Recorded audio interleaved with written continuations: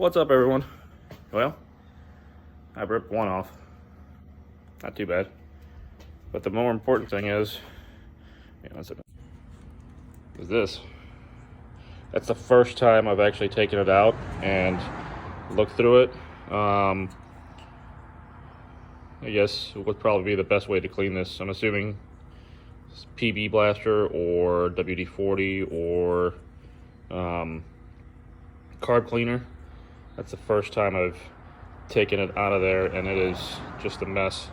I did start it with it not in there, and it sounds a lot better.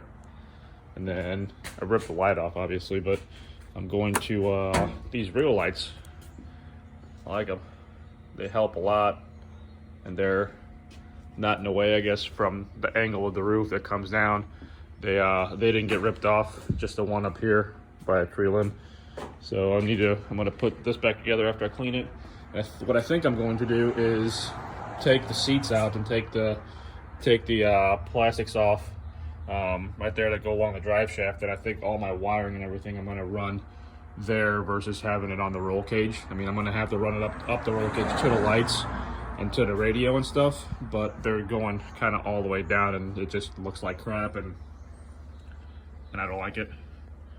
And then another little project that I want to do is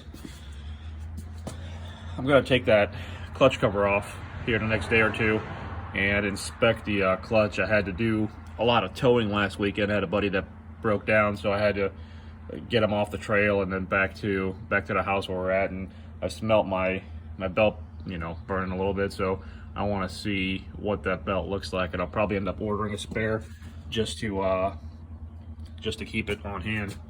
That way, if I do break it, when I break it, I'll be able to replace it right there.